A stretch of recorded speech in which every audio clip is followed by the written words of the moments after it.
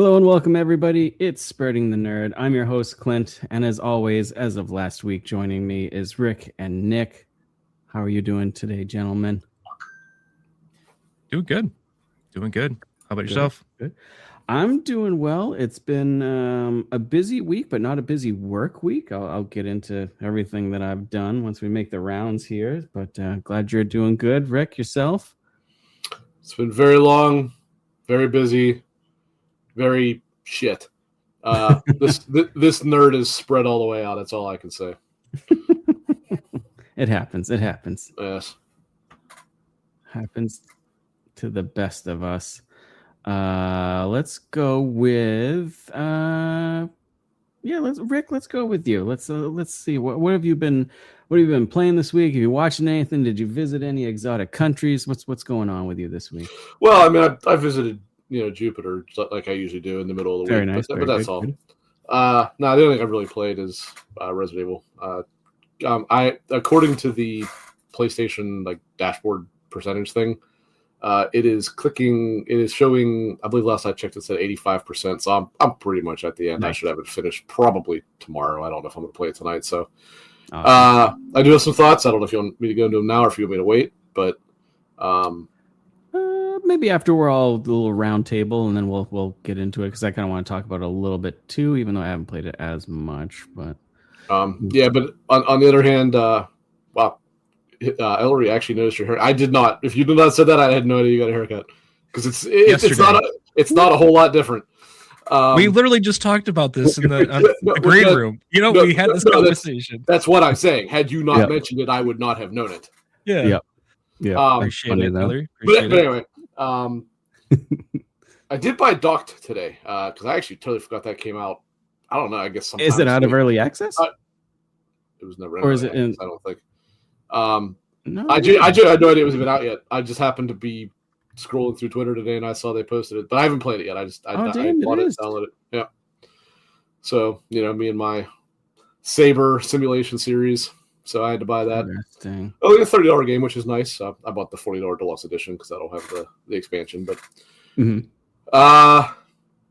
let's see. Outside of that, I mean, jumping in and out of something here and there with very minor exception, but it's been primarily Resident Evil for the last week, so that's nice. Really about it. All righty. Nick, yourself?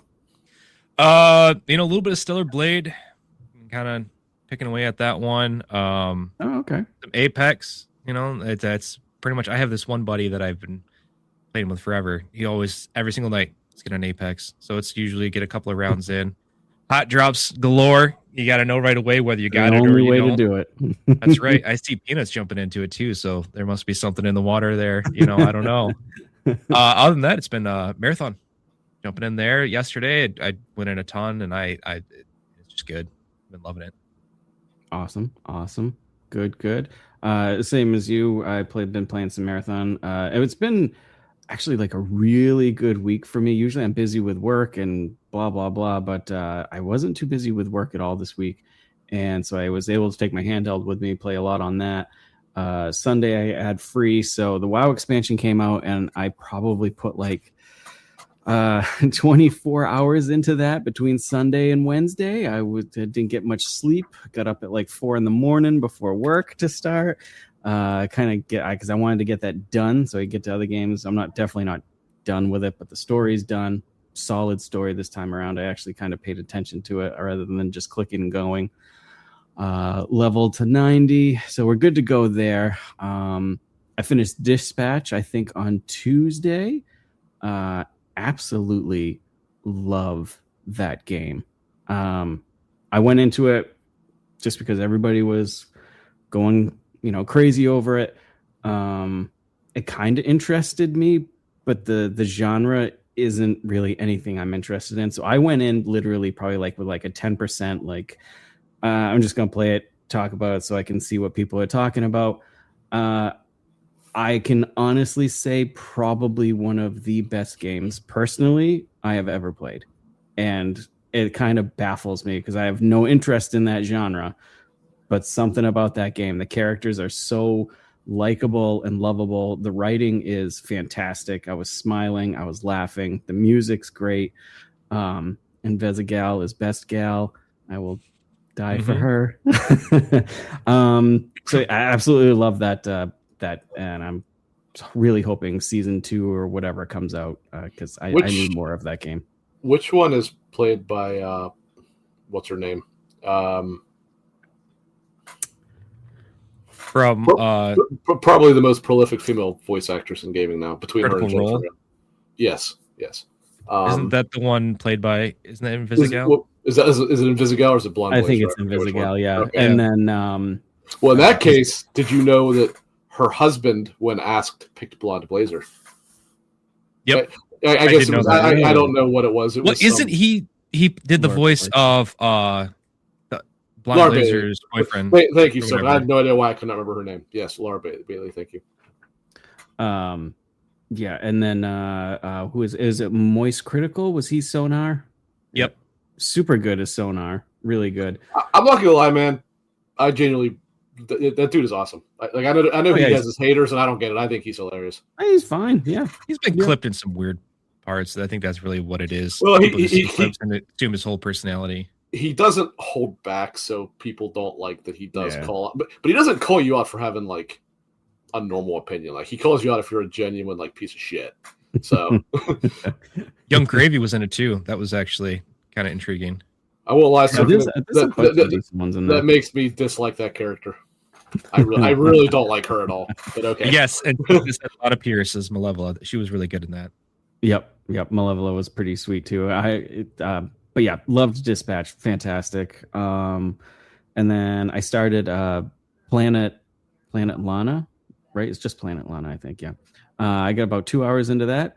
It's a very beautiful game. It's kind of straightforward, so far simple puzzles and type of thing, but beautiful game. Good for while I'm at work, not doing too much. And then I also tried, I was just busy this week with gaming. It was great. I tried Monster Hunter Stories 3. Fantastic. I enjoyed the first two, but they were just kind of like, they're just there. I liked them because they were Monster Hunter, and they were just like, I played them just, they're okay. This one is like, seems much more adult themed. Graphics are really good. Characters are already like, being able to relate to them, so to speak. So definitely excited for that one. That comes out the same day as Fatal Frame 2. I don't know what I'm going to do. But I'll tell you what you should do. What should I do, Rick? You should play Hollow Knight. And I want to give credit to Silkenit for continuing the harassment on our friend Todd Oxtra's show. I just discovered this today, and I was very proud to see that you cannot even not be present on another show. And no, it's impossible. It is impossible. There was a time. I hope that at some point this propagates so heavily that every major gaming podcast mentions this every single episode. I was on Todd's show like a month ago, and I don't even think Silkenit was there or anybody was there really. And it somehow came up that Todd was like, "Oh, have you played Hollow Knight?" Like even he's in on the joke now, and it's like, oh my god, it's just like the lore. What have you played? A thing within all of our like groups. Okay, so here's the really burning question I have for you. Mm-hmm. You said, "Oh, I jumped into Little Planet Lana and I played for 2 hours." How long did you play Silksong? Probably about that. Probably. Oh, okay. So I don't know what it is good. about Silksong or Hollow Knight. Like I know they're good games. I know they're loved, and there's nothing like. I don't like dislike it. It just doesn't connect with me. I don't know why.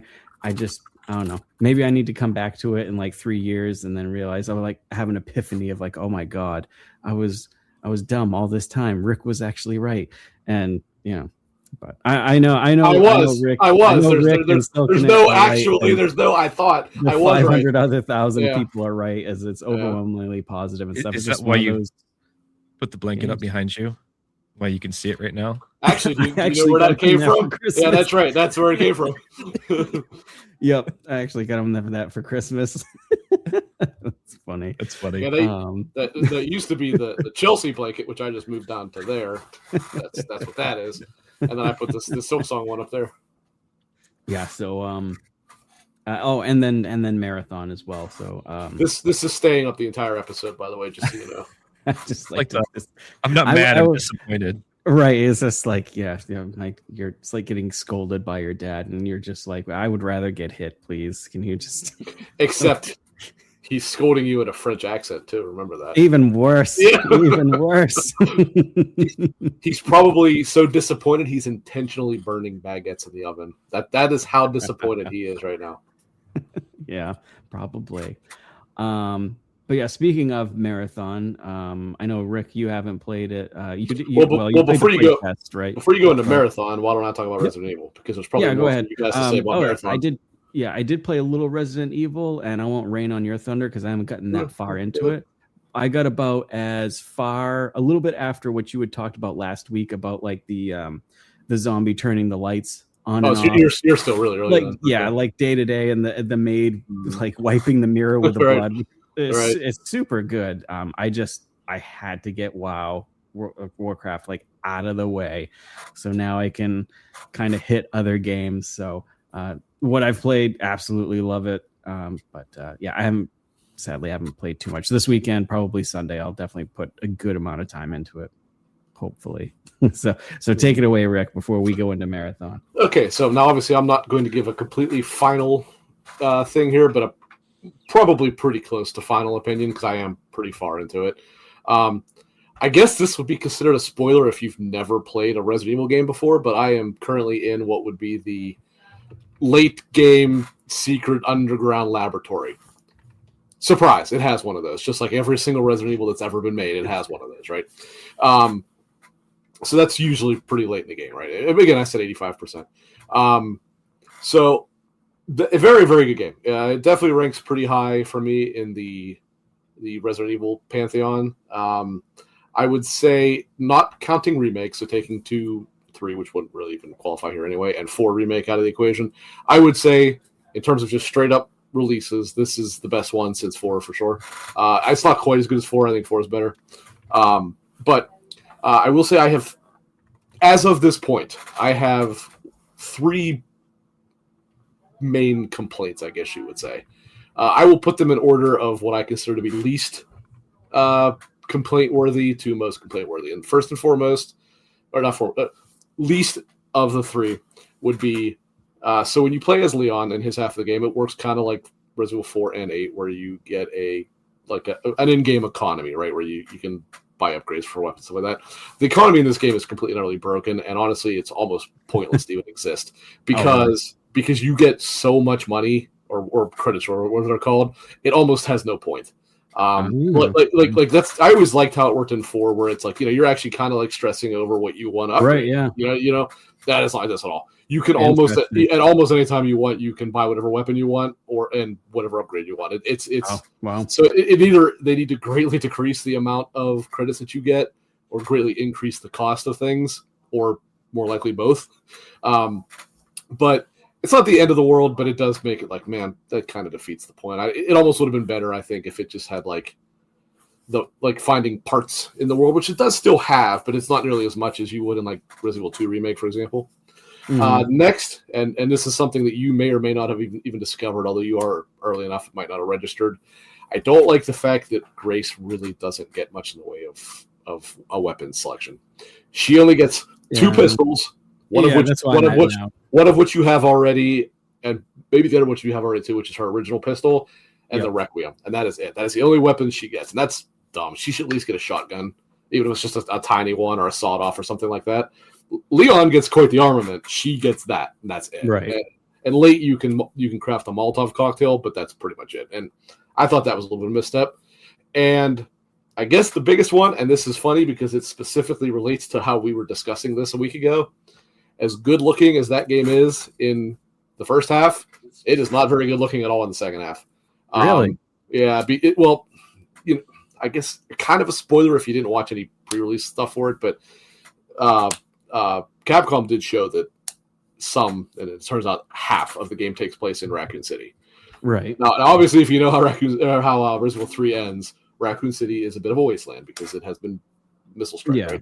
Right? So I get that, but everything is just completely and utterly brown. Like, Um, and it does not look good.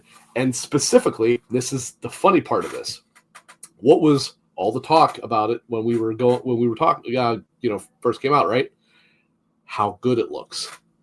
And how it was using PSSR2, and how PSSR2 is such a step ahead of the right. first one and all that. Sorry, excuse me, sir. Pisser, sorry. I didn't know what you were talking about for a I second. know, I was confused. And how Pisser 2 Acronyms, was such a big step up over the initial one, right? Right.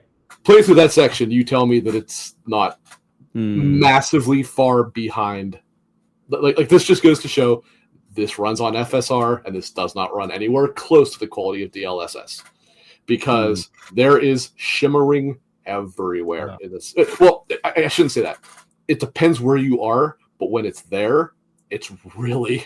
It might be the worst case of shimmering I've ever actually seen, and that includes. Do you remember when Outlaws came out? How bad the the piss grass? You remember that? Yeah. That happens in the second part of it. I mean, it's not everywhere because there's not that much of it. There's not that much like tall grass, but when it happens, it does have that pisser grass. But all those things aside, what's that? Pisser grass. Oh yeah, I love it. I love it. All those things aside, though, that does not take away from the fact that this is a fucking awesome game. It is a fucking awesome game. It's just a couple things that's like, man, you were just a couple steps. You were a couple steps away from truly maybe being the best one ever made. I will say, what surprises me, the story is completely fucking stupid, but it's Resident Evil. But if you are somebody who has been around, it actually is kind of a cool Resident Evil like throwback story, and how it ties a lot of things from like RE2 into its current story. Obviously, the fact you're in Raccoon City and all that shit. And there's no doubt it is really cool to go through the destroyed areas of Raccoon City that you saw in 2 specifically. But it's really cool because you go, obviously, to RPD. That's no big secret. They showed that. I won't spoil it, but there are other areas from previous, specifically RE2, that you go to that it's actually pretty cool, and it does all kind of throwbacks. And there's other things about it that it's like, oh man, that's actually kind of wild. Certain things that happen and occur and stuff like that. But yeah, so far very good. If I had to throw a number on it now, I'd probably give it about a 9. It's very high up there. It's not. I don't think it's as good as RE2 remake, and it's definitely not as good as RE4 or RE4 remake. But I would say after those two, it might actually be my favorite entry. We'll see. We'll see how it wraps up. See if it changes. You're right. The bosses are good, which is good because RE4 was known for having a fantastic boss gauntlet. I would say this isn't quite as good as 4's, but it does have a couple really, really good ones. You would not have fought any yet, I don't think. No. Okay. Yeah, well, the first boss think about the first boss you fight as Leon. It's still in Grace's game, but you fight him as Leon. And it was actually a really good boss. But that's all I'll say. But yeah, no, so far very good. Just a couple grumbles I have about it, that I just mentioned. But otherwise I'm pretty happy with it for sure. Nice. Now you mentioned you go back and there's areas from 2 that you get to revisit. Do you go to Silk and its favorite statue that requires 3 medallions? You see 2. You do see that, well, because you're in RPD, and it's specifically like the main thing in RPD's main hall. So yes, you do see it, and I believe, and actually, I guess cover your ears if you don't want to hear this. It's not really a story spoiler, but if you interact with it, and I laughed because of Silken talking about this. His thing, like his little monologue when it types up, specifically said, "This was such a weird puzzle," or something like that. This was such a weird statue, or such a weird puzzle, or something like that. I love it. And I was like, man, they must have talked to Silken when they did this. Right. Nice. Yeah, I'm definitely excited to get into it. When you mentioned the money thing, that is weird to hear that, because literally every Resident Evil was very well. Bear in mind, the other ones that had but... it was 4 and 8. None of the other ones even had it. Well, no, that's not true. 5 had it too. Yeah. They were always very stingy. Like that was also because the other thing about it is to get credits here. There's 2 ways to do it. One of which is similar to how it would work before. So when you're playing as Leon, pretty early you find like this chest or whatever, and that's what it works with, right? You're not actually interacting with anybody human. And when you do it, he gets this like it's almost like a Fitbit or whatever they puts on his wrist, and it automatically so it's honestly the most arcadey and ridiculous thing ever, but it works. Every time he kills an enemy, it gives him credits. Right? Oh, every time? Every time. And that's just it. It's no longer they have to drop a currency. They give it to you every time. And then also sometimes you will find, you would find the a valuable that you could sell. You'll find like broken watches or whatever you want to call these. Right. And they'll be worth a little bit, just like a solid chunk. And that is how it works. But since you get it every time instead of random drops of very small amounts, it adds up pretty quick because his section of the game is very, very action heavy. Yeah. So it happens automatically over time, but there are certain things you can do to pass it quickly. But that is required to progress in the village part. Yeah. Yeah, definitely looking forward to it. Like I said, hopefully Saturday or Saturday. I'll be gone half of Saturday. But hopefully Sunday, hitting it pretty hard. I suspect I'll have it finished fairly early tomorrow. Nice. I probably only have another maybe 2 hours to go or so. But one other thing I will say, this is more of an aside. If you remember when reviews came out, I was like, man, it was a little bit of a bummer to hear that it was as short as it was. Mm. I don't know how the fuck anybody beat this game in 9 hours. I'll tell you that much, because it took me like 9 hours to get through Grace's game, and that's slightly less than half the game. Yeah. So unless somebody was just pounding through it, it's closer to the length I had hoped it would be, which was like 15, 16, 17 hours. Perfect. Yeah, that's good. That's good to hear. Yeah, so the length, if anything, the length actually might be a little bit longer than it should be, but I definitely don't think it's too short, which is what I thought it was based on the reviews. Good. That's good.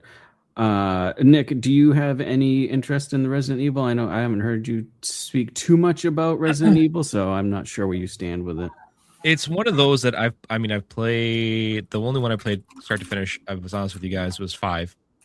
That's right. You did mention that. Yep. I didn't ever remember playing 6, but I checked my achievements on Xbox, and apparently I had. I don't know. That one and Revelation is just kind of tied together. I played 4 in VR. I messed around with that a bit. And then I played Biohazard a bit. But then I got to this point where I'm lost. I'm like underneath the bayou, you're get chased by the witch. I don't know where I'm going, and it's driving me nuts. You talking about the mother or whatever? Well, I forget what her name is. Yeah. Oh, okay. Yeah, you're not. I was about to say you were at the part that almost everybody considers the worst part of the game. No, you're not actually. No, you're not yet. I was like, where's my yellow paint? I don't know where I'm going. Come on, guys. Give me something. That's right. Other than that, I really want to jump in and play 9 because I hear a lot of great things, but I feel like I need to do 2. I need to do 4, I think, and then probably jump into 9. Those are like the 3. 1, 2, and 4. 1, 2, and 4 is what you need. Okay. Yeah. And then maybe if it catches me, go back and do some of the other ones. Yeah. Yep. So moving on from Resident Evil, another game I played as well as Nick was Marathon came out this week. Jumped into that. I went into it. I just kind of like, I'm going to buy it and I'll just play it here and there. It wasn't really hooking me because I was still on that 160, 170 hours of Ark mindset. And I knew going into it that it is a completely different game than Ark. Yes, it's an extraction shooter, but it is, completely different, really. Played through the play test there, or the server slam, and I enjoyed it enough. And I knew that Nick was getting it. A member of the Discord, Ellery, was getting it. So I was like, yeah, I'll grab it. And the more I played once it launched and I actually figured out what like the icons meant, and it started really clicking with me. And also the fact that I can be a complete, piece of shit while playing that game, as some videos that I have posted. It's kind of good. It's weird. Like in Ark, I am super friendly. I'm giving away blueprints, weapons. I'm like, hey, everybody, let's take this robot down. I'm talking nice over, the headset and everything. And then marathon, it's like my exact opposite. It's like, okay, this is where I could take out my frustration and ruin people's days and make my day. Except it's more people ruining my day for sure. But definitely really liking it. A lot of people that I've seen are like negatively talking about it. They don't like the graphics, and I guess I can kind of get it. But man, I friggin' love this style. I will say I think that might be the circles that you're in, because from what I have seen, most people are overwhelmingly enjoying the game. Actually, Yeah, I love the. I keep hearing, oh, it looks like Roblox. I'm like, okay. I looks nothing like Roblox. What? Like I can see like, oh, some stuff is blocky, and I'm like, that you're reaching. But the use of the bright colors, and I love when you're in like the tunnels on the first map, and everything is like glowing like a red hue or a blue hue. Yeah, just really, really liking it. Before I go on into it more, Nick, why don't you take over? And what are you liking about it so much far? Well, I just want to touch on like the overall hate. It's like this has attracted the internet's hate boner, that I call it. Like this just coming out in full force. Everybody's hating on it to hate on it, which is crazy. Yeah. But I love it. I'm a Bungie stan. I loved Halo through and through. I loved Destiny. You can check the hours. You can run my raid report. You can run my dungeon report. You can see I play Bungie games. I love what they do. I love the way the secret sauce of the way the guns feel, the way they sound, the movement, that the little bit of blam engine for the grenades is just chef's kiss. You know, it's beautiful. And jumping into this, before Arc Raiders, I tried the whole extraction shooter genre. I've done some play tests for things that haven't come out yet. I have done ABI, Arena Breakout Infinite. I didn't jump into Tarkov just because it seemed like very daunting. Tarkov is so like way too realistic. Tarkov, expensive. The realism is actually what I like about it, but it might be the single most un-newbie friendly game I've ever played in my life. Facts. I was told to expect to hate your life for 200 hours before it finally clicks. Pretty much. I've always said its learning curve is a straight up wall. It's rough. There's no curve. It is a straight up wall. Yeah, it's rough. Yeah, I don't know, man. It's just it feels very similar in the ways like ABI, Arena Breakout Infinite. I know I always call it ABI, but so it's very similar to other more traditional extraction shooters. It's a smaller map. You know, it's not like Arc where it's massive. It's you have your AI is more contained to your hotspot looting areas, and it's shoot on sight. But it's got the Bungie secret sauce. It's got the beautiful aesthetic. It's got the sound design is phenomenal. I was listening to the soundtrack today because they released it, and I mean, there's not many games where I do that, which is just amazing. There's also a very deep progression for those that want to grind. You've got the codex to go through with, you know, unlockables for whether your titles, your player cards, your cosmetics, which is always awesome. Just there's so much there for you to dive into. It's very meaty on top of just phenomenal moment-to-moment gameplay. Yep. Yeah. I mean, I can go on forever on this. Yeah, the codex, like you were talking about, I didn't pay attention to that at all. Because in other games, codex is just like, hey, it's, you know, this is this. Here's a picture of this. So I never really pay attention to codexes. But in this, I actually went into it. And the only reason I went into it was because it's like, you know, it's got a green icon. I'm like, I want to get rid of this. And I was like, oh, holy shit. The codex is full of stuff. And the more you find things, figure out things, do things, it unlocks things inside the game and deeper character information and stuff. I was like, oh, this is actually pretty damn cool. And another thing that you touched on was the sound design is phenomenal in this. I can't remember if it was you, maybe Ellery said it in Discord or something. It's almost like playing a horror game at times when you're out by yourself. There's so many like noises of like metal creaking and plants like spewing stuff. And I catch myself several times, you know, sneaking around, and then I'll instantly stop because I'm pretty sure that's a human's footsteps, but no, it's just like this metal tower kind of creaking next to me. The rain sounds fantastic. It's just I'm definitely falling in love with it more the more I play it, for sure. Definitely. I think it's also going to be one of those games that really has a high skill ceiling, because we're you're starting to see little bits and pieces with all of your different, like you have your, was it the head, the body, and the legs for your little slots. Then you have the 2 mod slots, and then you have the attachments and your guns. And like there is some very, very deep build crafting that There can really go is. into here. Because there's, I swear there was a mod piece for your gun that you can get that you automatically reload and smoke. Which, if you're playing with your assassin class, you go invis whenever you go in smoke. Then you start doing some melee to like add toxic damage. It's just, I don't know. It's endless. And now, granted, you're gonna have to do a lot of grinding to have a big enough vault to carry all these pieces to be able to do a loadout like that. But it makes me curious if they're giving us this amount of build crafting and like how they're gonna allow us to really creep up in power. What's the end game final map gonna be like?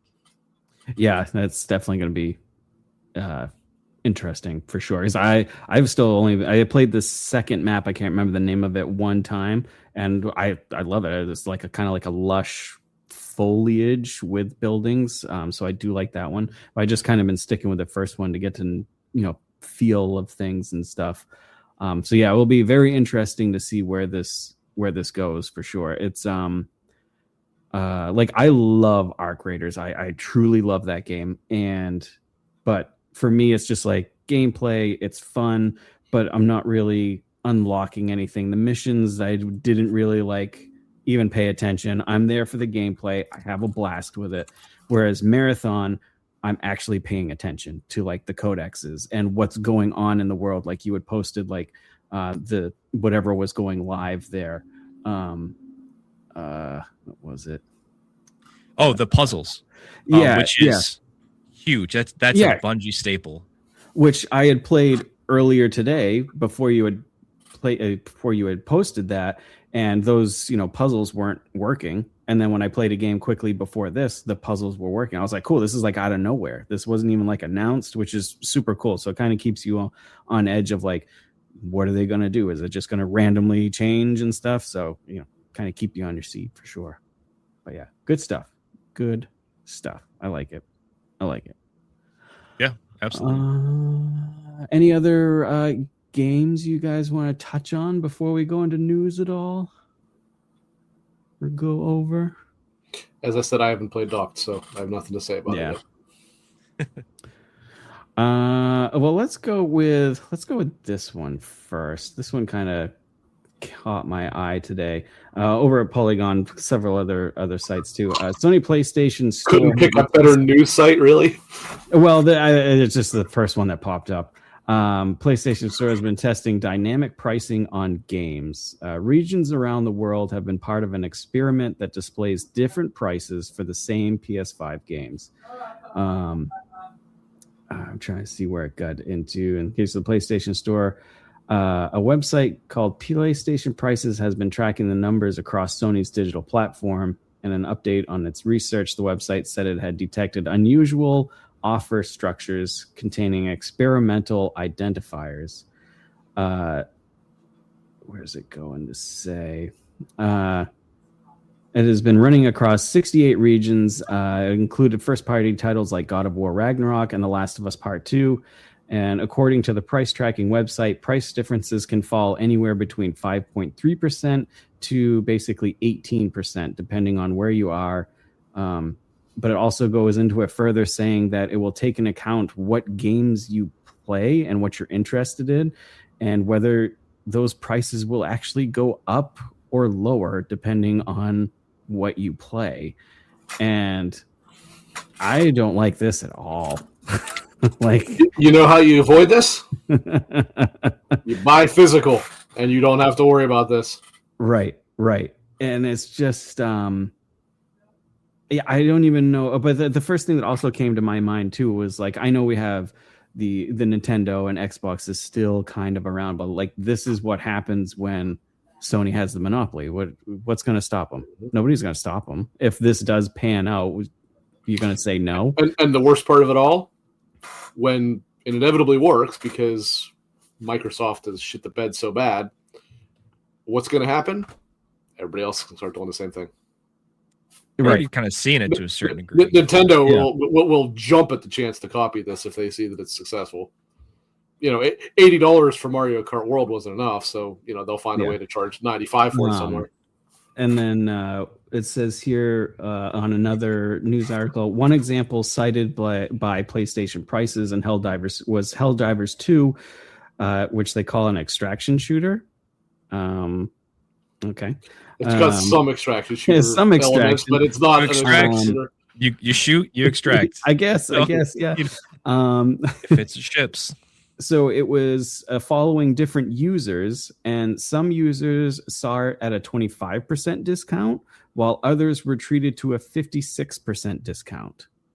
So it's like, I will say I don't have as much of an issue about different regions having different discounts. I will say that's fine. I have a far bigger issue with, Right. in Taiwan it's going to cost you $60, but in Japan it's going to cost you $85. I have a much bigger issue with that. Right. Yeah, I can see breaking down sales wise or whatever in different countries and stuff. That's fine. But if we're in the United States and let's say both me and Rick want to get a game, and let's say Dispatch, I never play those games. What if Dispatch for me was at a cheaper price point than someone who loves those type of games? Right. Like, that is so unfair. It's very sleazy. It is very sleazy. Incredibly. And I think go ahead. I think they're not going to use it that way, though. Honestly, that's what the article said, though. I hope not, but I think how it's going to be more used is, let's say the three of us are maybe more enthusiasts, right? So we're buying stuff all the time, right? So we're probably not going to see those discounts. We're going to see them at full price. But then I want to point out, sorry to pick on you, Fable Root there basically plays WoW all the time. So when he pops on, he's going to see a 20% discount just trying to get him to buy anything. Right. Because he's, maybe it's been a couple. Well, it's very similar to Facebook does this with notifications. You haven't pulled it up. Going to say this. It's going to say, hey, they're throwing everything. So-and-so's got a comment. Hey, you haven't seen this picture in a while. So-and-so, said this. So-and-so said that. MetaQuest actually did that with the VR. I would constantly said, you haven't bought a game in a while. They would email. It was coupons, or it was money off coupons that you'd have to use it by an X period of time. But they say, hey, here's $10 on your next VR game. Here you go, on us. Enjoy. They're trying to engage you, get you to buy. I don't mind something like that. I really don't have an issue with, hey, you haven't bought anything in a while. Here's $10 store credit. You've got a month. Something. I don't have a problem with that. I really don't. I know some people think it's not okay, but I'm like, it didn't cost you anything extra. It's just they're trying to get somebody back, right? Right. Mm-hmm. The issue is if you do hey, this region's going to pay, and I'm not talking about when you're inflating for different, or not inflating, excuse me, when you're accounting for different monetary values. So that's a different thing altogether. But Last of Us 3 comes out, and in the U.S. it's $100, but I can't use Canada because they use Monopoly money. But let's say England, it's the pound is obviously more valuable, but let's just do this in U.S. dollars just to make it easy, right? It's $100 in U.S. and it's $90 in Great Britain. Like, I do have an issue with that. That's not okay. What if they were essentially trying to populate servers? They don't have enough people in UK, and they run a sale in a game to try and justify keeping a server open, for the region. I'm still not okay with that. It's one thing to have a sale regionally. I really don't have a problem with that, but I do have an issue with the price, not in terms of accounting for difference in value. I understand that, but selling it at a different price per region, I simply do not agree with. Got it. Yeah, it's going to be interesting how it plays out because, as I just said, Sony does have the monopoly, and they will basically do whatever they feel like doing. Like, what are people going to do? Going to say no and turn away from the Sony economy? It's not going to happen. No, that's the problem. Is you might might lose some people, but the money they gain from other stuff is just gonna, just gonna take over. It's kind of the same thing with my company right now. It's just ridiculous. Well, I was going to say this does kind of resemble the discussion. What was it, a few months ago when Game Pass got its price hike, and it was like, well, the extra $10, obviously they're going to lose people, but the extra $10 that they'll get from those that stick around, it's going to make up for it. The good thing was, as far as I could tell, it has not, which is why you're starting to see all these changes. because I think they did lose. I don't know if they lost Game Pass subscribers as much as they maybe lost a lot of Game Pass Ultimate subscribers, right? They downgraded or whatever. Yeah. Yep. So it probably did cost the money.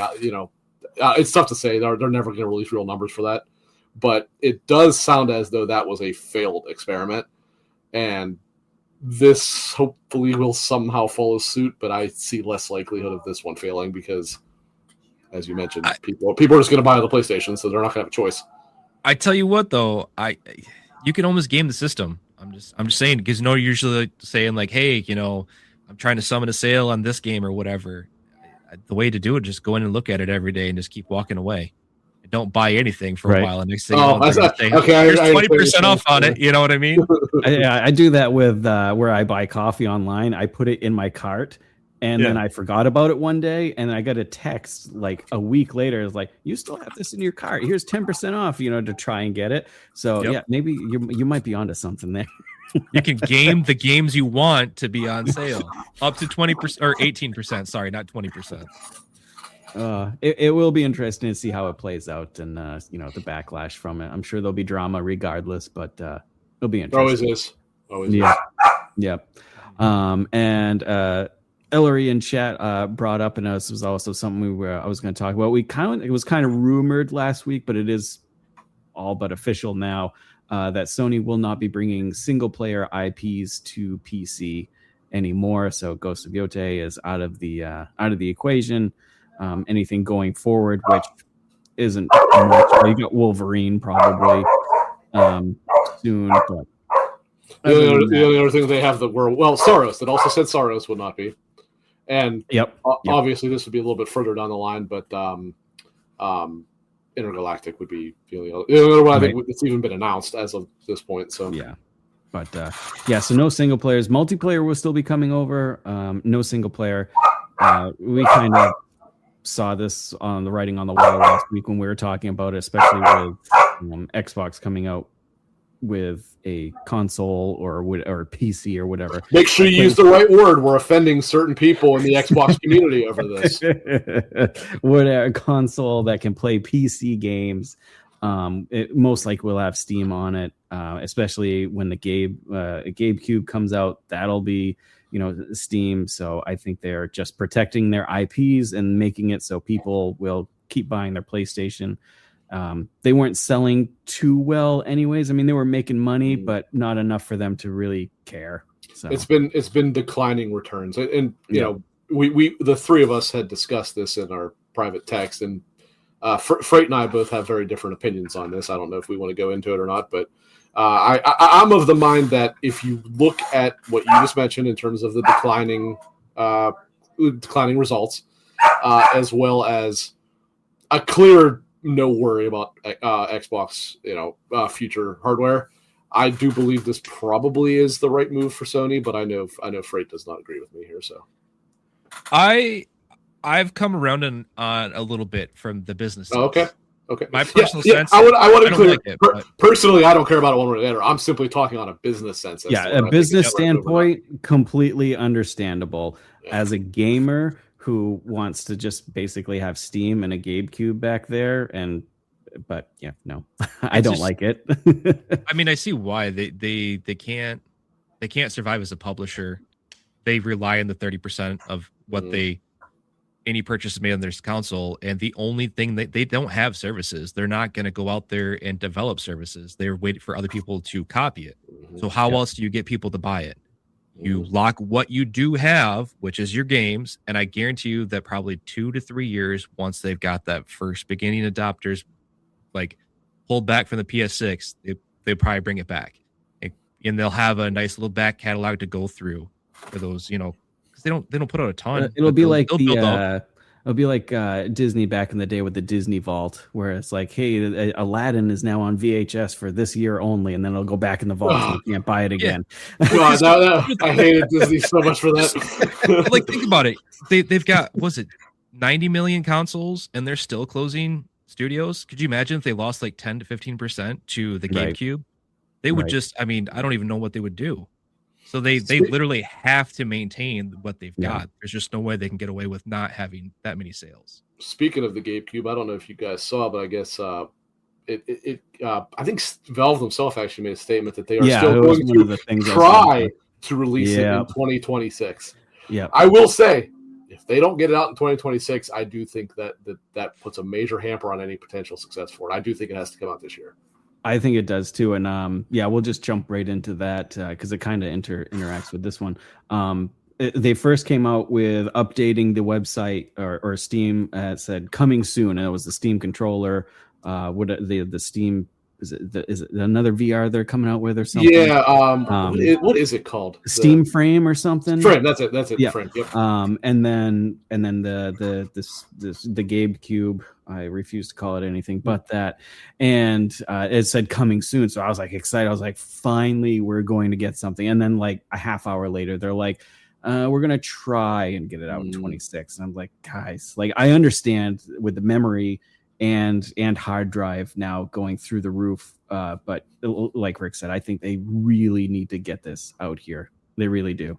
Especially if, obviously they're just refusing to say numbers, and I mean I understand why, but let's say hypothetically this thing's $1,000, which seems to be around where a lot of things are suggesting it might be. And I believe the rumor has been somewhere around 11 to 1,200. I don't know how accurate that's going to be, but for the next box, whatever you want to call it, I will say at that point, I actually think that the Gabe Cube is almost DOA. I think the Xbox, I don't think the Xbox is going to do well because I think that price point is going to neuter it completely in the console space. But I do think if you are that close in price, people, I mean, obviously Steam has their fans, but their fans are where? On a desktop. Right. At that price, you're not going to be like, okay, well, I don't mind having an ability to play it in my living room or whatever, because that's not just the Steam Deck was a cheap thing you could buy to add on and be like, okay, I can play this portable. $1,000 isn't so much that the case, right? So if they do hit this $1,000 whatever, thing, and the Xbox is 11, 1,200, whatever it is, being that they kind of do similar things, except technically in this case, the Xbox would, in terms of gaming, do more because well, I guess technically the Gabe Cube would too, but no, the Xbox will play Xbox games, whereas the Gabe Cube still will not do that. Right. So now this is where you have to get out ahead of this, unless you are confident that you're going to be significantly less expensive to the point that price is not going to be the determining factor. I think Valve has to get this thing out this year, and they got to do it before, they can't do it in November. Right. Everyone's going to be playing Grand Theft Auto then. So they kind of got to figure something out here and probably try to get this by late summer, if not September. I don't think you can release it any later than September and have any success here. I think with this, like you said, I think it needs to come out as soon as possible too. But I don't know. I'm not going to pretend I know much about business or anything like that. But let's say it comes out at 1,000. I think that's a high price point, but it is what it is with electronics now. But Steam being Steam and its user base being already massive, I think you should absolutely sell this thing at a loss and make up your money on accessories, your Steam controller, because you can customize the front, sell the shit out of different things you can put in there. There's plenty of ways to make money on the back end there. Your Steam shop is going to make a shit ton of money coming back in at you. So, but that's my thought. And if you don't want to overdo it and make 10 million units right off the bat, okay, that's fine. Do a slowly ramp up production. Start with 2 or 3 million, which you're going to sell. Even if this thing is a complete and utter bomb, you're going to sell those amount of units, right? So start low when word gets out that it's good, right? If you're confident in the product, then you ramp up production, and like you said, you're making money on everything else, not the hardware itself. But I'm not going to try to tell Valve how to do business because they're pretty damn successful. Yeah. So, yeah. Are you interested in the Gabe Cube at all, Nick? Honestly, yes, more and more. I am between that or the next Xbox, just mainly because there is something I'm running into. Like right now, I'm really big into Clone Hero, but I don't, have to play in my basement. My TV's upstairs. My wife is desperately wanting to play, but she doesn't want to come down the basement to play Clone Hero right now. And to try and do it through Moonlight, you're talking about every once in a while there's a slight hiccup, and you don't want that Right. in a rhythm game. And there's just a lot of games that I'd love to play with my son. Hmm. And to use Moonlight, it works all right, but just to have some type of console that I could use on the TV is phenomenal. Now, the $1,000 price point is really harder to justify, but I think that there's a lot of people that would still jump in. There's the same people that are buying your PS5 Pro that are just looking for a great place to play the game, that are want a step above the Steam Deck, but they're not ready to jump into building the full count or PC by themselves, or they want more of that console approach like you get with the Steam Deck. Prime example, we all listen to XCP with Luke. Guy still is desperate for a console. You still hear Joe from the trophy room. He's desperate for a console even though he has a PC. They just want something to turn it on and it plays games, and they want it to play well. So they're opening up that whole other Steam library where there's a lot more games that are available to them that are not there on the console side. I think that if they can hit the market before Xbox comes out with theirs, I think they're going to do really well, even at a $1,000 price point. They're not going to move PlayStation or Nintendo numbers, but then you could look to see how is that doing for you, and then look at come holidays when GTA comes out, then you take a price cut, and then you start to do like flood the market from there.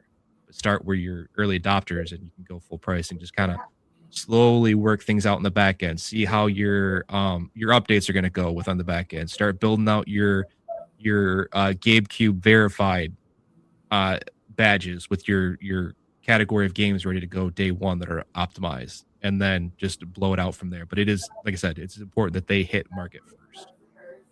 We're getting to a weird and interesting, I would not say good necessarily, but place in the way that the industry is, and that it is getting harder and harder to kind of predict this stuff because everything is so different now. You have on the low end now a 400 to 450, depending on which way you buy it, unit. Then Sony was willing to push the envelope a little bit with the $800, right? Yeah, 800 Pro. I don't remember if it's 7 or 8. It is 800. Yeah. Microsoft clearly, I mean, they're not saying it, but everybody knows that this thing's going to be a fortune when it comes out, and they're even selling their less console. And I'm not talking Xbox being less. I'm saying the Series X is less than the Pro objectively. It is a lesser quality, and it costs more to get the semi-equivalent version of it. Hardbox more too. It's not like it's $10. Then you got Valve coming in here and going like, all right, and again, we're all speculation. This thing may be $600. Who knows? But it doesn't sound like it's going to be. And so if they're coming in around this $1,000 thing, it's like, will it succeed? I mean, that's a lot of money, especially for a lot of people. But the enthusiast market is growing. Like, there's all this talk about the gaming market shrinking, and it is, but the enthusiast market is not, and that's the difference. If anything, the enthusiast stuff's getting bigger. It's just you can't rely only on the enthusiasts because there's just not enough of them. But they are proving over and over. I mean, the PS5 Pro, as far as I know, has proven to be actually quite successful despite its price point. And, sorry, go ahead. I was just going to say that it's. I would say it's more they got lucky than anything. In the fact of like, they came in at the mid-market refresh, and that it's your most powerful without going fully committed to PC. And with PC prices being what they are, it's very prohibitive to jump into it. To even get something on the equivalent of the PowerPoint of that PS5 Pro, you're talking, $1,300-$1,400 would be my guess. Roughly. Yeah, that's probably about right. Actually, might even more than that, especially now with RAM prices.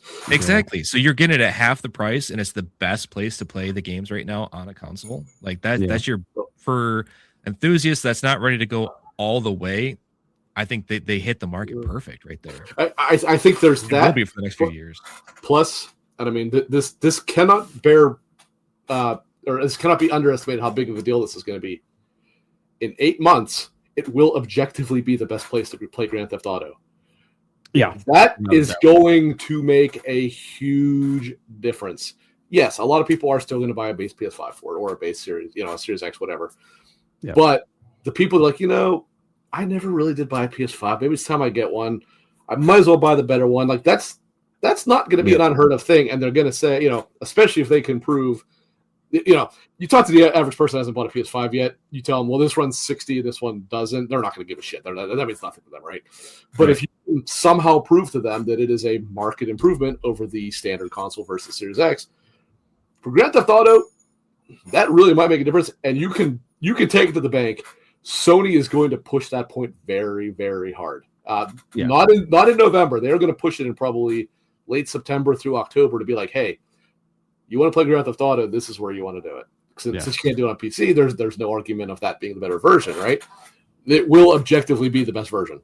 Well, I can't especially with because the way the pisser stuff's been in some cases, you never know.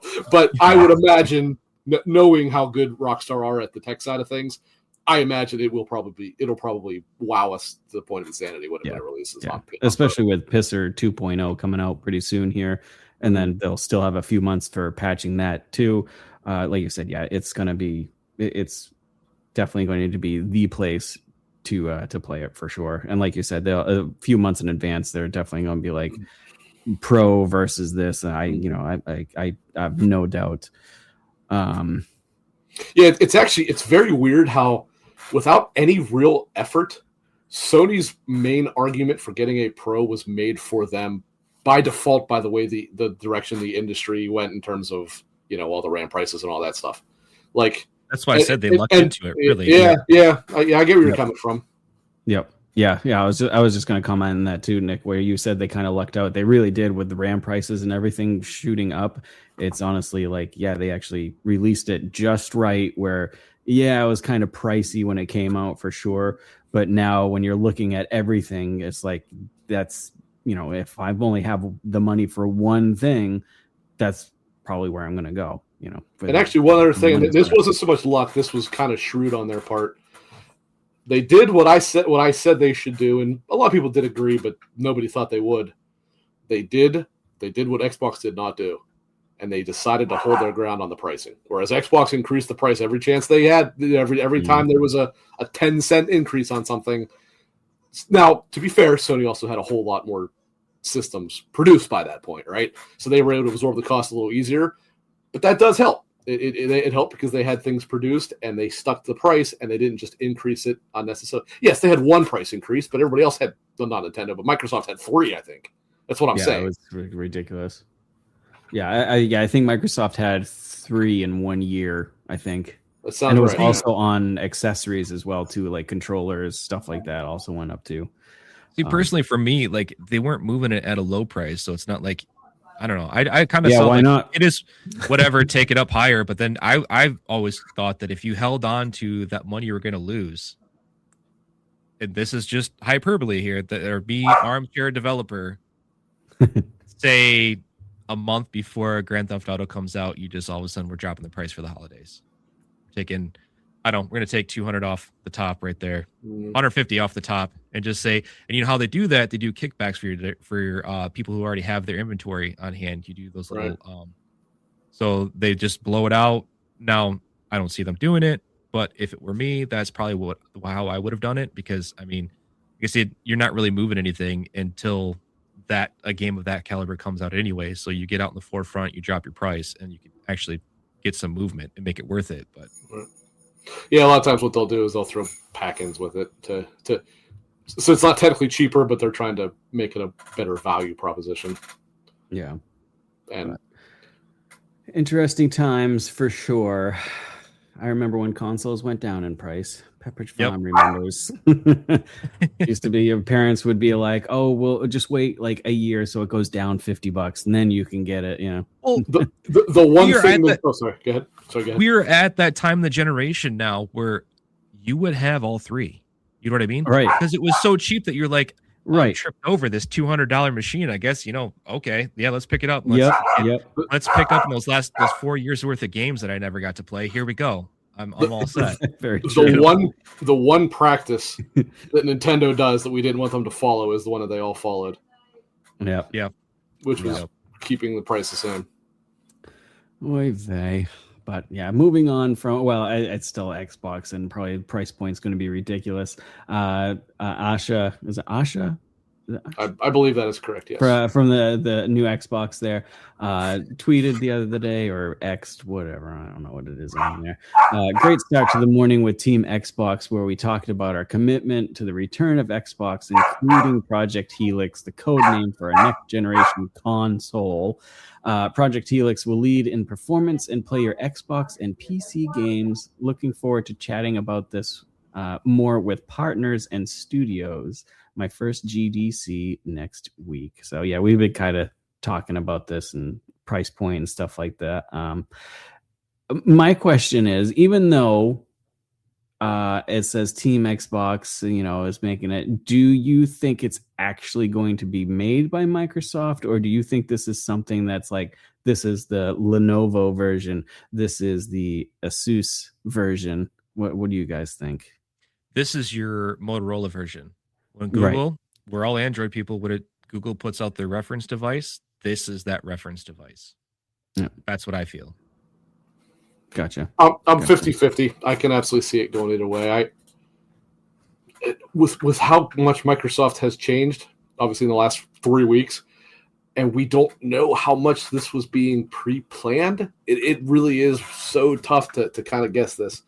I do lean towards it probably being what would be the word, like subsidized, or not subsidized, that'd be where they're covering part of it, a outsourced thing. But I don't know. Yeah. The only way I could see them doing it internally is if they're just really not making very many of them at any given time, which would make sense. I mean, if they know it's going to be pricey, they're obviously not going to mass produce 20 million of them. But especially with the volatility of pricing, they might be holding out, hoping that something's going to go down and they can make more. Yeah, but someday. Yeah, I do lean towards it probably being an outsourced project.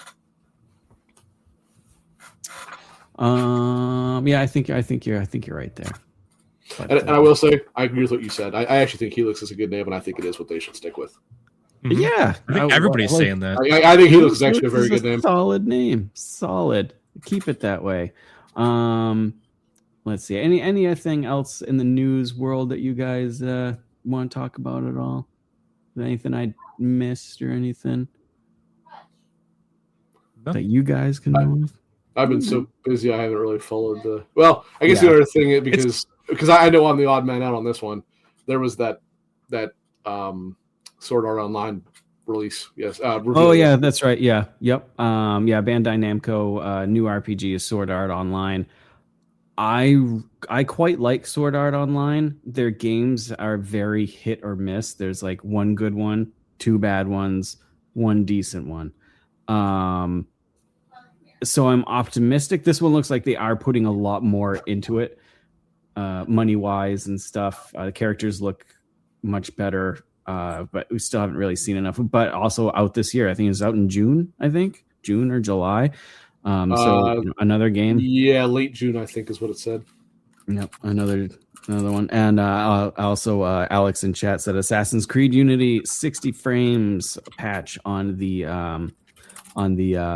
Series X and PlayStation 5. I think it got a resolution boost as well from what I've seen. I haven't played it myself, but I think I've heard a few people on social media say that it got a resolution boost, which is awesome. Go play Unity. It's not as bad as everybody says it is when it first came out. It's a great Assassin's Creed game. I love it. And I still think it has some of the best parkour in the series. It has the best parkour, but part of that, to be fair, is also because it has the best city to work with. There you go. Here you go, Soaking it. Here's your chance to gloat. Paris, France, best Assassin's Creed city in the series. But also because, the huge architecture works perfectly for what Assassin's Creed is. So when they continually went away from that, it just didn't make any sense to me. It's like you were going the right direction. Plus, I always liked the fact that since it was set during the Revolution, the huge number of people in the street I thought was cool, even though they were all they were barely functioning. Right, it didn't matter. It still looked cool. It was awesome.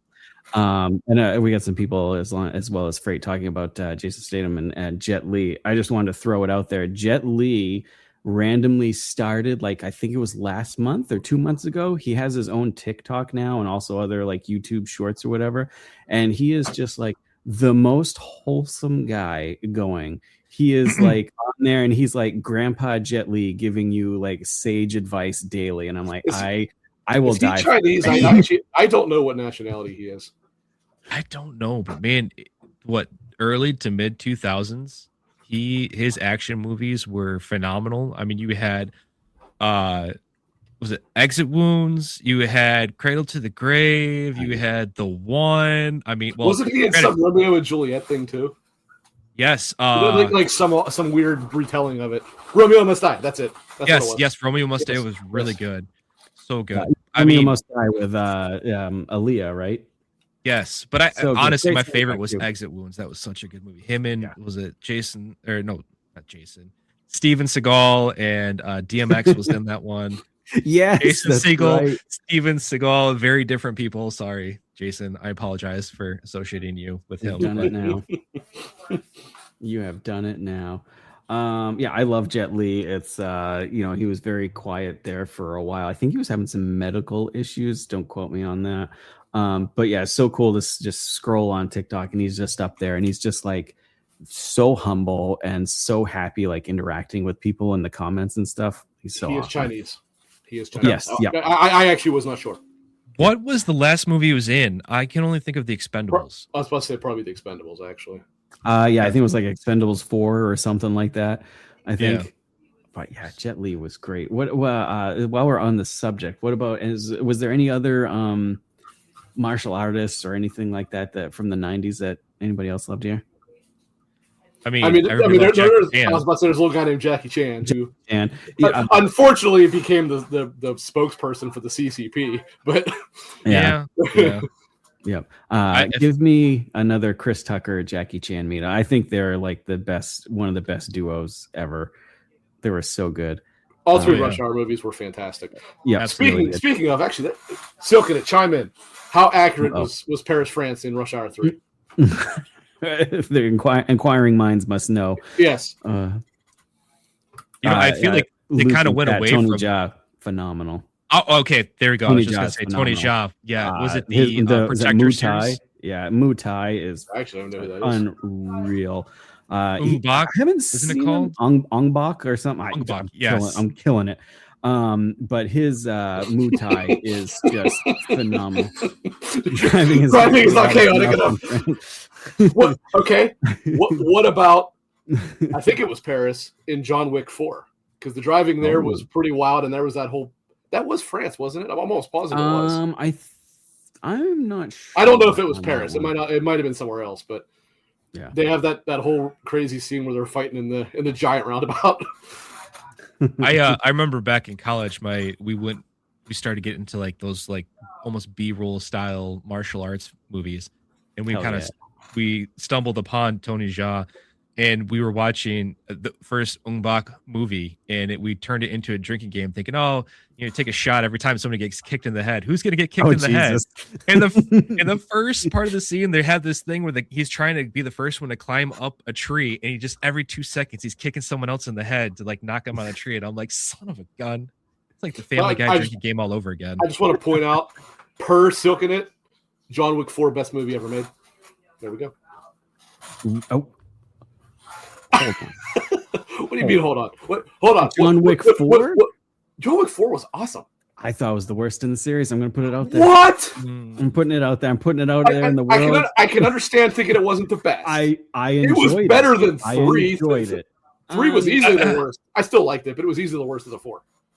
I really enjoyed I think that after the first one, we've reached a point in cinema where everybody wants to one-up themselves with the one shot, and it's getting to be a little bit ridiculous.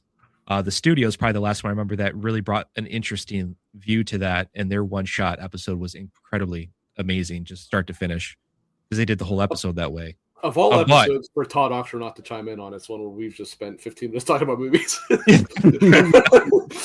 So like, but in 4, the pyrotechnics of, because he had the Dragon's Breath shotgun, right? Your argument is invalid, and I don't know why I didn't think of this. You are right, Soaking It. The fact that John Wick 4 That turns was pretty into good. That was good into scene. Hotline Miami. Like a top down, yeah. Automatic dub. Automatic That was- dub right there. That's what I mean. That was their one shot that I'm talking about right there, because it was done all the way through, and just the timing of everything with the pyrotechnics of the Dragon's Breath shotgun that he had. So all the flames that had to go off and explosions were just gorgeous. Which was also really brilliant because it made it so much easier to see what was happening. So that was very good. That was very smart design. There's another one, and I can't believe I'm forgetting it. I think it's Thai movie. But this guy goes in. Thank you. Yes, thank you. It's the greatest one shot of all time. The greatest one shot of all time. Yes, the raid is so phenomenal. Yes. Like it's amazing. Like what's our thoughts on the fake one shot that is the hell's the name of that movie? 1917. Thank you. I was supposed to say the war movie. 1917. Yes. That's funny. I think it's phenomenal. I know I love that movie. Fake, but it's. I think it's really. It was good. so well done though. Like they hit it so well. Silken in chat. Old Boy is fantastic too. Yep. Raid though. I mean, when he does the raid, he busts the hole in the door. He does the bulldog, and the guy's throat goes in the exposed part of the door. Or he's the whole visceral thing when he's slamming the guy's head in the wall, and it's making the crater impacts, and it's the camera's going down with them as the guy's sliding down the wall. Phenomenal. What happens when the floats run out? The raid. Oh my gosh! If you're into any type of like martial arts movie, like is it the Raid Redemption or no? The Raid Redemption is phenomenal too. But that's the second one. Is it a sequel? Okay. Yes. Sequel. But the first one is just I think it's the second one that has him in the hallway with the machetes. I think that's the second one. No, that's the first one. Second one, he's in prison, and it plays out like The Departed. That's right. I never heard of this. It's Mike Shinoda was involved with that to bring it. Oh hell yeah, I love Linkin. Well, I cannot talk good enough about this film. It excites me. This film, it's so good.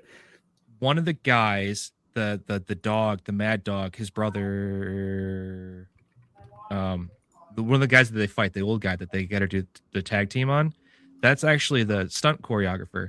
And I want to say, was it in the first Star Wars Episode 7? They actually got to come in, and he was a choreographer on some of the stuff. So they actually brought him in as a scene.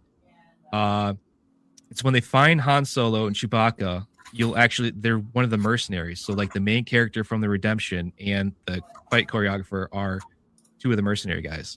Ah, okay. Interesting. Yeah, if you haven't checked it out, The Raid is top tier. Top tier. If you like martial arts or action, just action movies. And even though it's like full on, it's like the whole thing is like an action fever dream basically after the first 10 minutes, but there's actually a pretty decent story there too, for what it is. But yeah, I cannot recommend it enough. So Luke said this District B13 movie. Yeah, what is that one? I don't know, but I will say, did he say it multiple times? Yes. Oh, yes, this is like the third or fourth time he brought it up. Yeah, so I looked up. Now, look, I'm not commenting on the movie at all because I've never heard of it. But I will say, French. Yes, it is. I did see that. But I will say, this cover art that came up looks like the most B movie thing of all time. It does. Look at this. Hold on, I gotta share this. I am actually looking to see who's. Okay. 2004. This came out. Look at this. Look at that cover art. Like it looks horrible. It's like a terrible Fast and the Furious. Hey! We don't shit talk Fast and Furious here. No, I'm a Fast and Furious fanboy, so we don't. I am too. I'll say you, but you watch what you're saying. Yeah, now, I want to be clear. I am not saying anything about the movie itself, Luke, because I don't know anything about the movie. I'm just saying this cover art. This looks like a really bad, like, budget PS1 game, doesn't it? Okay. To be fair, though, in Luke's defense, you could probably pull out like half of Tony Jaa's like his cover arts for his movies, and they're pretty awful too. What was that? But now let's all be honest. One of the best martial art movies of like the late 90s, I think it was late 90s, maybe very, very early 2000s, had to have been like Kung Pao. Am I right? Or Go for Chuck. if you're cultured enough, and I know you are because we've talked about it, the Kentucky Fried Movie, the Kung Fu section. What was the name of that Kung Fu show within it? I forget what it was called. I can't remember the name of it, but it was like it was like Fists of Lotus or something like that. Oh my god! Or like someone gets in trouble and he's like, "Take him to Detroit." And the part where the guy threw a transmission at somebody else, or was that or was that Kung Pao? I can't remember which one was. I which. think it was Kentucky Fried Movie. Kentucky Fried, yeah. You know what I'm talking about? He actually throws a transmission at somebody in the fight. I can't say I've seen that one actually. Kentucky Fried is wild, phenomenal. Man. However, be careful going into it because it is do not watch it with around your children. It is not PC. There is all kinds of nudity. But it is. Is it kind of like Shaolin soccer at all, or no? It's Kung Pao is more like Shaolin. Yeah, the Kentucky Fried Movie is more like if you take. It's like little skits tied. Yeah, it's like so over the top. Take Monty Python without the Britain, and like. Whose line is it anyway? Add a lot of nudity, a lot of swearing, and a lot of racism. Like as a joke, racism. Yeah, and put them all together. That's what it is. It's wild. It is genuinely, absolutely hilarious, but it is not. It is not kid or in many cases wife friendly. I'll say that. Yeah. So is it kind of like in the way it handles some of that, like where it plays into some of the stereotypes? Is it kind of like you also bear in mind it's Black from Dynamite type deal or? Kind of, yeah. When did that even come out? It was like the 90s, I think. Was it that old? Okay, I didn't even know it was that old. 70s. I think so. Now I'm not saying I am not saying they're like being racist. Like it's jokes about 100%. That's what I mean. Yeah. 97. Not 97. Sorry, 77. That's like back in like Enter the Dragon and stuff like that. Yeah. It's wild. It's wild. It is fun because it is just. It's completely fucking crazy. Like that's the Monty Python part. Is it just? It is. They're just like, hey, let's be as absolutely off the wall as we can. Yep. And it is crazy. It's a ride. I'll say it that. It is a ride. See, for me, like as a kid, that like Enter the Dragon is one I bring up because I love that one. You have the Shogun, Shonuff, the Bruce Leroy, Oh man, that's such a great movie as a kid. Classics, absolute classics. I think that's what instilled in me the love for all these martial arts games that are coming out this year, which is just or last year too. It really started last year. Did you like Sifu every time? Did I like what? Did you like Sifu?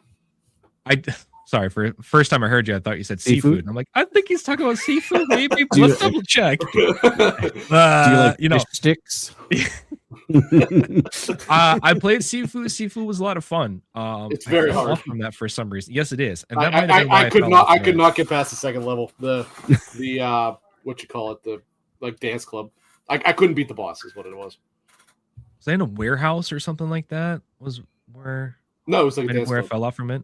No, sorry. There's a warehouse level at some point. Isn't that the first level? No, technically the intro level, you're going through like your dojo and your master. Yeah, not that. That's because I don't even think you can die in that part. I think the first like real level, I think is the warehouse you're talking about. But the game is hard, so I'm not making fun of you. It's merciless. It looks interesting, but I haven't played it because I heard of how hard it is, and I like play Souls games, but I was like, oh my God. For me, I was on it before I got into Souls. So like I haven't revisited since then when I realized I had that sadistic side to me that just loves being punished. So, it was Elden Ring that made me realize, I actually kind of like this stuff, Please, give me more. Hurt me again. Yeah. I will say that comparing it to Souls, it's not quite. I mean, I'm sure you're aware that's not a Souls game. Yes. But because in a Souls game, you can fail as many times as you have to. You are limited how many times you can fail at this. Right, you just keep getting older. You keep getting older until you eventually die. That's right. Yes. Funny. Well, gentlemen, I think it's time for reading everybody's fortunes. What do you think? Rick, why don't you? I know two of us were ready for this earlier today. One of us was not. To be fair, I was ready before the stream started. Who's calling anybody else? I missed something. I don't know who we're calling out. Yeah, I'm calling out Clint. I'm sure you're not stopping me from that because probably you would encourage that. I'm sure. Well, come on. All I gotta say Jesus. is I'm always ready to rock. I got it. Keep my little box right here. I love how you have a box of them. It's great. Go ahead, Rick. An upcoming event will reunite you with old friends. Oh, okay. All right. Being is that a certain event is only 3 days away, maybe it has something to do with that. I guess we'll see. I will say no more. If you know, you know. Okay. All right. Nick. Your troubles will cease, and fortune will smile upon you. I think that means I'm finally ready to turn the corner in marathon. There you go. I don't know. There you go. Gotta keep a good lookout. Or else immense wealth is in your future. We need to just keep adding people to the show, apparently, so everybody just gets a good fortune at some point. So luck will favor you in your business. So maybe spreading the nerd is our business. We got Nick on here now, so yeah, we're getting lucky around here. We had a very high viewer count all day today. Yeah, we did pretty solid today. Thank you very much, everybody that popped in here and was talking in chat, giving a bunch of news for us to read off and movies to look up. It was a good fun, good times. And and through it all, Clint still hasn't played Hollow Knight. Remember that? No, and my mouse, like I just said, is screwing up because I swear to God, if I have to get a new mouse from Corsair, I'm going to be pissed because it's going to take. You don't have to get a new mouse from Corsair. Get a Logitech. Get that one. This is an awesome mouse. I used to love Logitech, but that's for the next show. Actually, next show. Are we gonna? No, because I will go down a road. Are we gonna have a brand battle now? I will go down a road, sir. Here, wait. I got it. I'm gonna call a shot right now. Next one, you guys try to talk me out of using this and what I should do with a mouse and keyboard. Oh, tell me on the mouse. Real quick before we end the show. What the hell controller is that? Nick, I am the Razer Wolverine V3 Pro. Oh, okay. That's okay. Nick is a great person, funny, get along with him great. Watched him on Switch last night, on Twitch last night playing Marathon. You were killing me with the controller.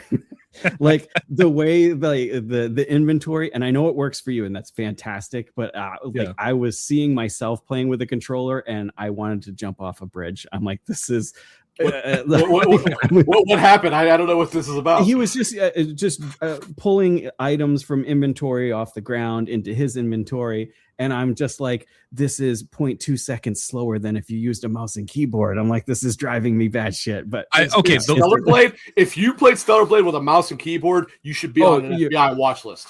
You should definitely play that with a keyboard. Controller for sure. Listen to this. This Freudian slip going on over here. Yeah.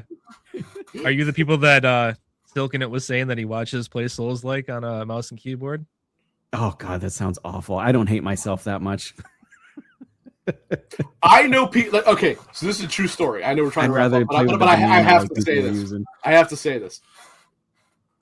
The group that I play Rocket League with, there are only like 2 of us that play with a controller. All these other fucking monsters play with mouse and keyboard in Rocket League. I'm like, what fucking planet were you guys born Agreed, on? right there with you. It's like when I play, we were ending the show 20 minutes ago, but anyway. I know, that is incorrect. It depends on what game you're playing. All right, that's my bad. No, it's fine. Like Final Fantasy 14 is keyboard and mouse or a controller. However, it's a massive You have to have a keyboard game. Too, yes. But there are people that play it on PC with a controller, and I'm like, what are you doing with your life? Luke, you're talking about these. Actually, you're talking about this guy. I played it on PS5, so that wasn't me. Yeah, I have the trophies to prove it. On PC, I would use a controller for sure.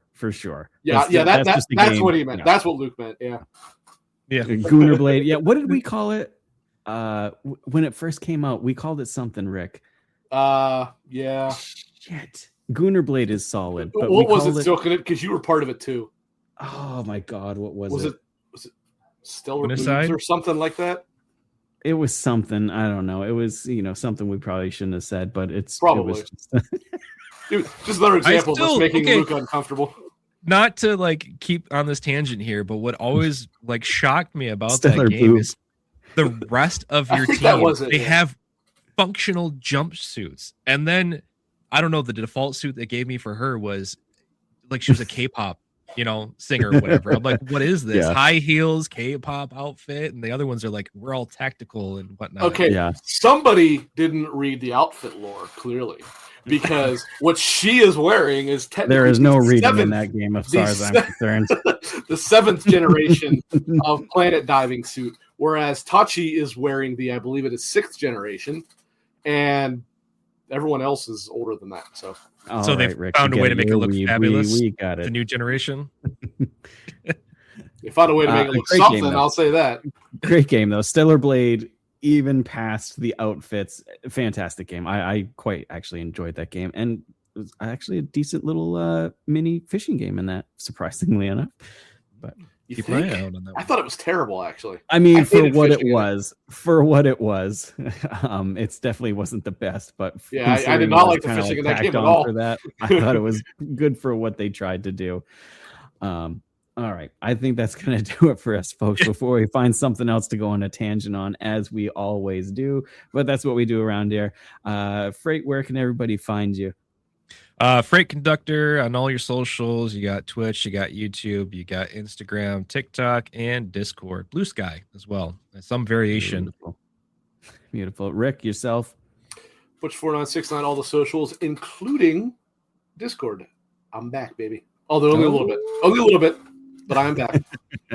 And for Spreading the Nerd, just type in Spreading the Nerd into any socials. You'll find us. There's also a Discord link in the YouTube description. If you're interested, the community is free. Hop in and say hello and talk about books, movies, anything, literally anything in between. Food, who knows what's going on. A lot of there in marathon right now. A lot of marathon. There is an entrance exam to this, though. If we ask, has Clint played Hollow Knight? Yeah, geez. Better know the answer, because if you don't know the answer, It you're not never getting in. ends. It never ends. Anyways, thank you very much, folks. It's been a blast as always. Thank you very much, and we will see you next week. Later, guys.